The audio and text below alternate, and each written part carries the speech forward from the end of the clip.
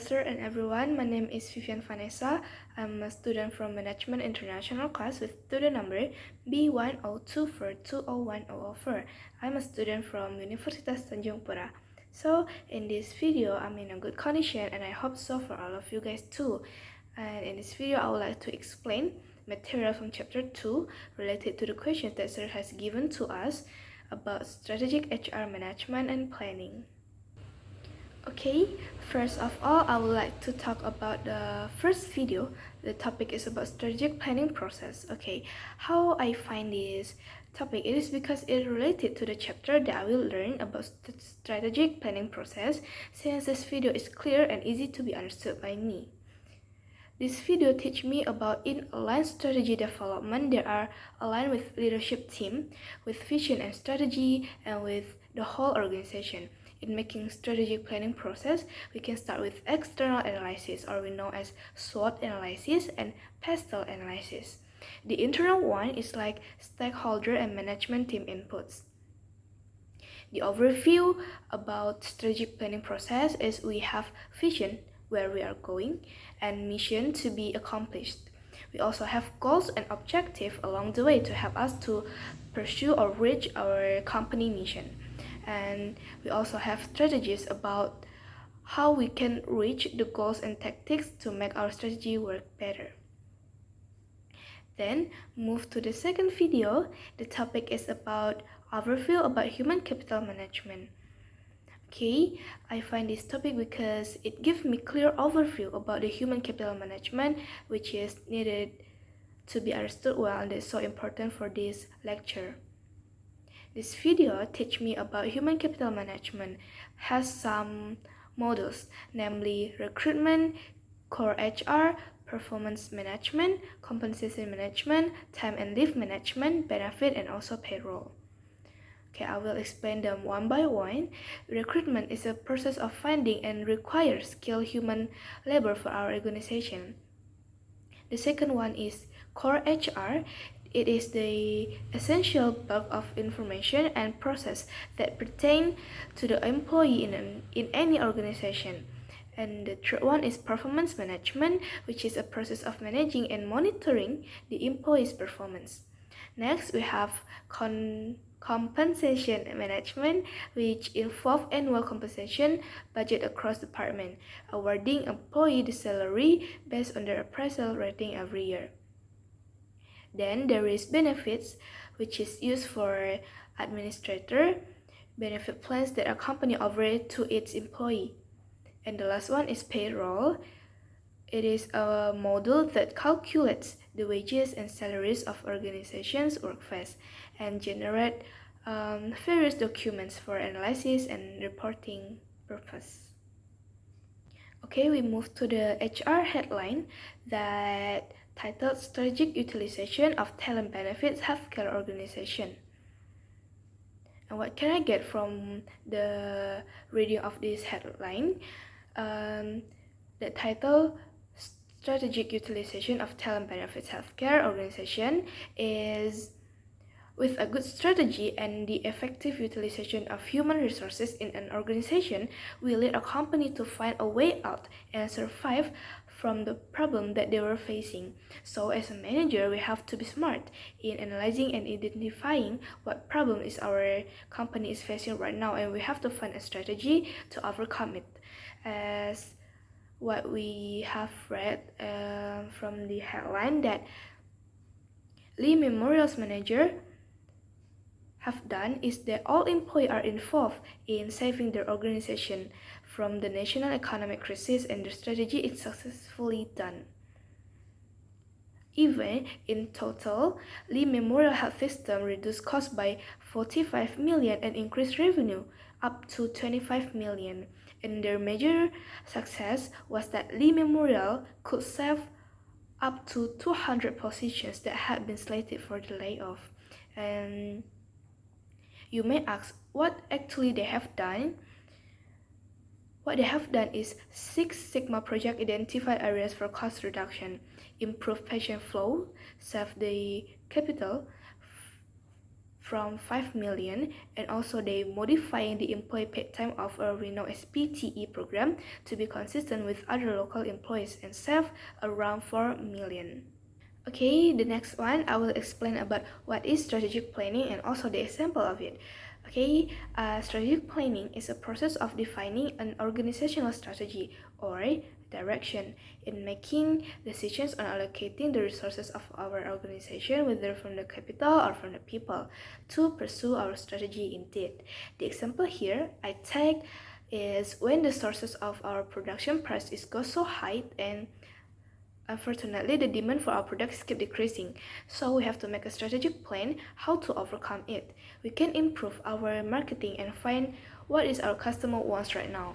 And in the other side, we have to find the other alternative in searching for the lowest sources price right now that we can find, but still maintaining the quality of our product.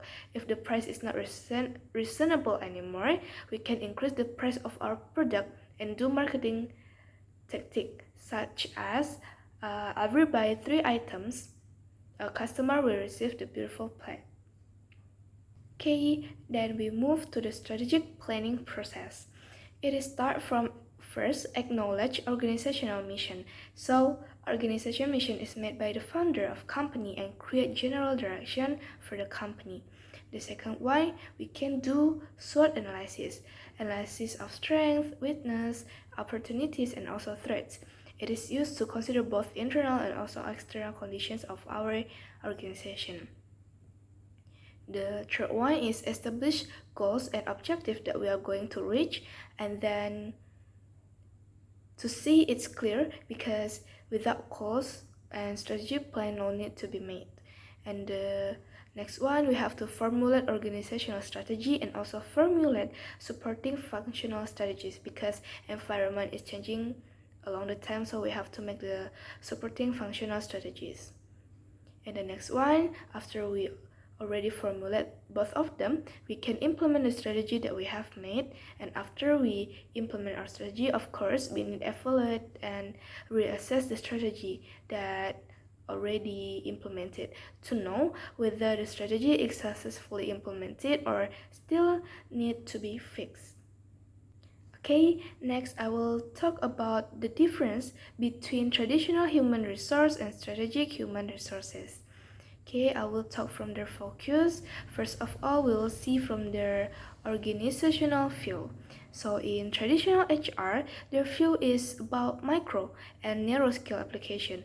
Meanwhile, in the strategic HR, their view now is macro and broad scale application. And from the focus of critical skills, in traditional HR, they have organizational, administration, compliance, transactional, and tactical.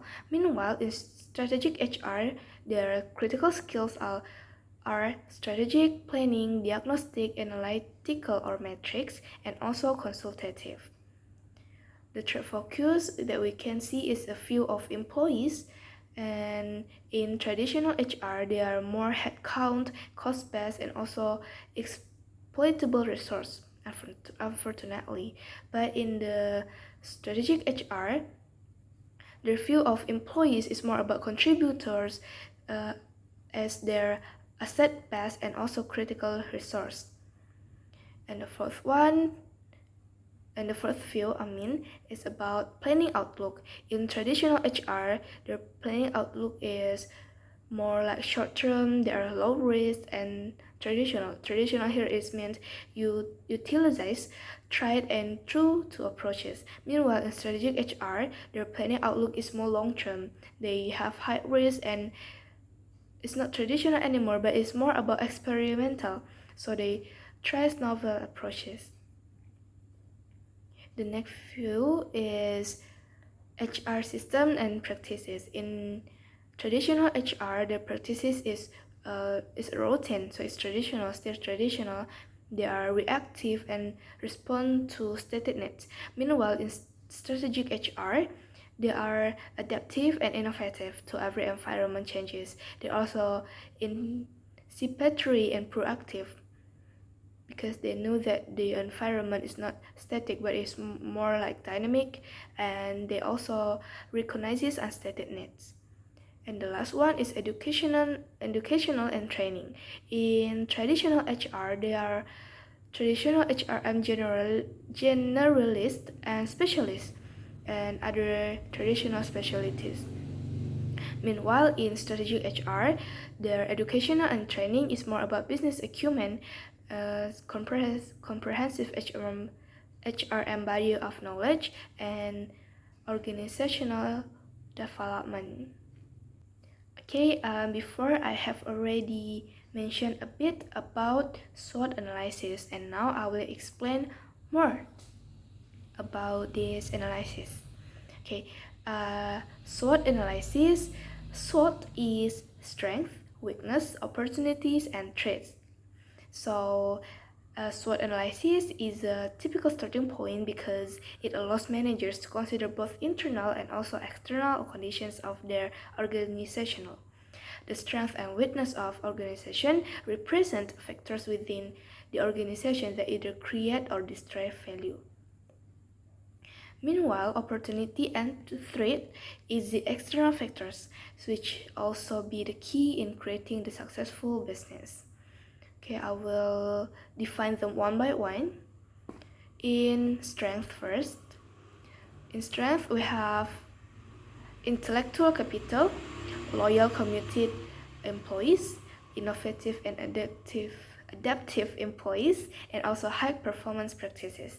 And the weakness, we have lack skill of employees, lack of leadership pipeline, and outdated talent management practices. And opportunities in HRM itself, we have market position, unexplored market, global expansion, and also technology advances. And for the threats in HRM, for the SWOT analysis itself, we have legal mandates and restrictions, competitor power, economic uncertainty, and the last one is talent shortage. Okay, the next one that I will gonna talk is about human capital effectiveness measures. Maybe it will be a new topic for us, even for me too, because I don't even know if there is a measurement of in HRM itself. Okay, first of all, I will talk about the basic measure of HRM. So we have revenue per employee. The formula is revenue divided by headcount. The headcount is full-time employee equivalence.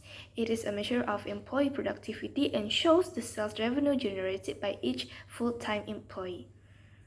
And the next calculation, a widely used financial measure that can be applied to measure the contribution and cost of HR activities is return on investment, or we know as ROI, which is calculating showing the value of the value of investment and in human resources. So as you can see that the formula I will play it here. I can place it here. So the formula is ROI equal to C divided by A plus B, where A is operating cost for a new or enhanced system for a time period, B is for time cost of acquisition and implementation, and the C is value of gains from productivity improvement for a time period. We have human capital value added, or we know as HCVA.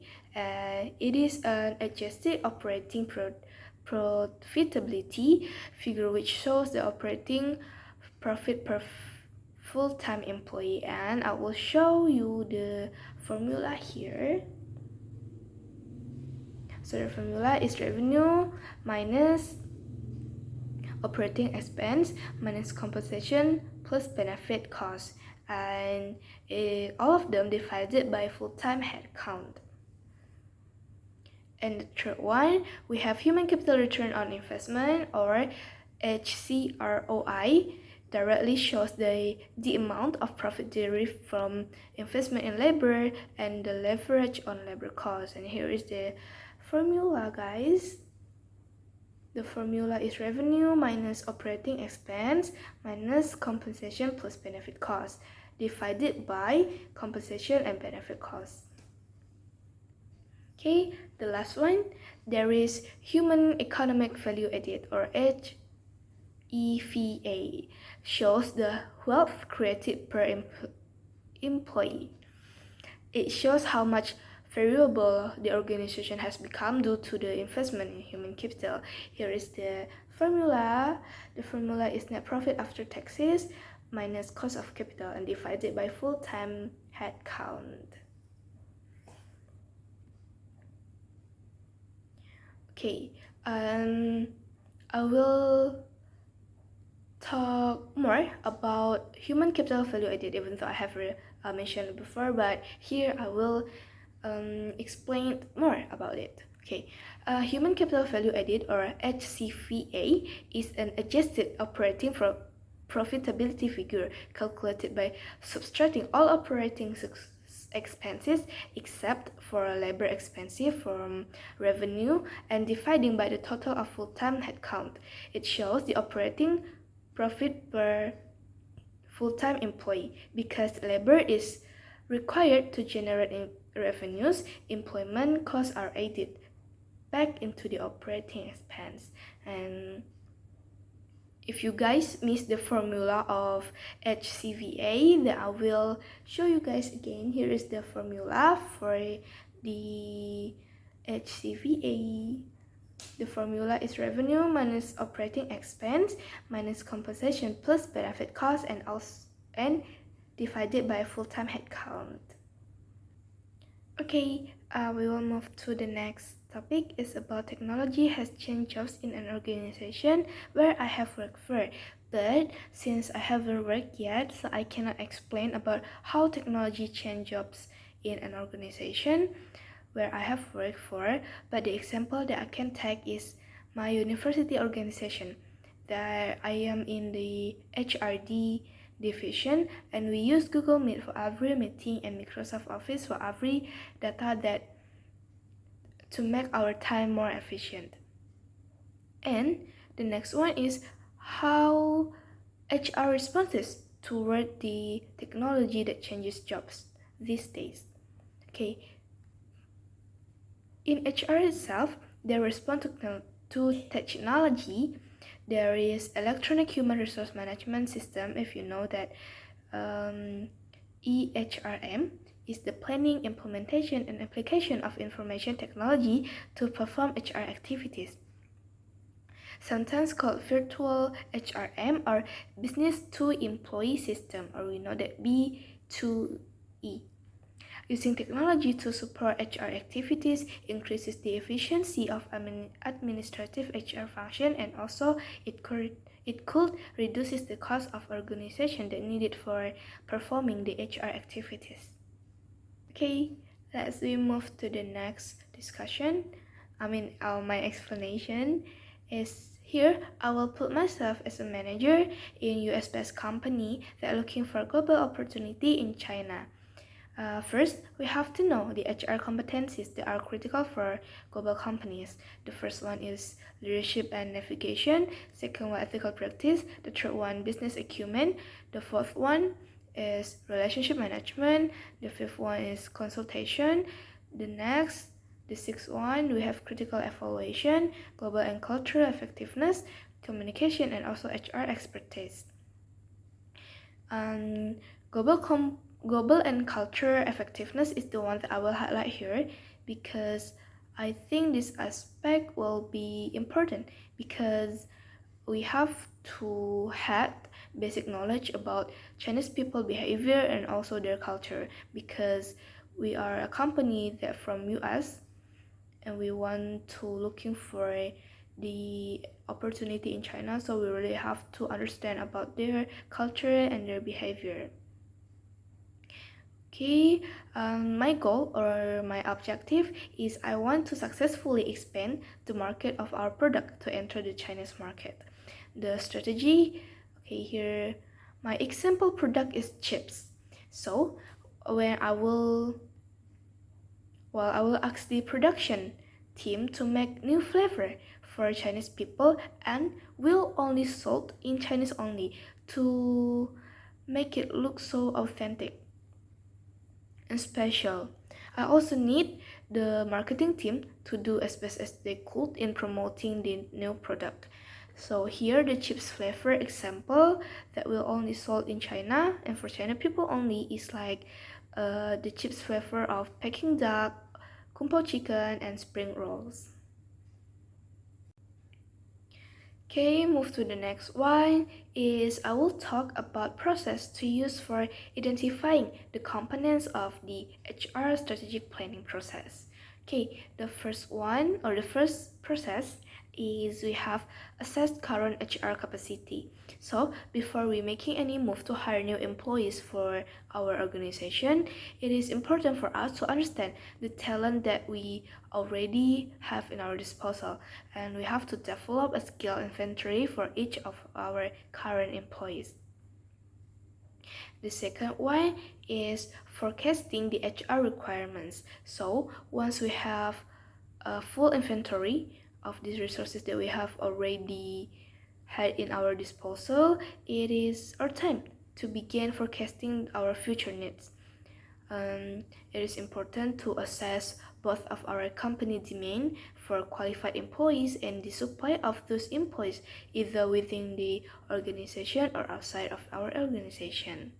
And the third process is develop talent strategies. After determining our company staffing needs by assessing our current HR, before that I have mentioned, so we have and already forecasting our supply and demand, and this is our time to begin the process of developing and adding talent according to our organizational needs, not only once, because it will waste the cost for employee.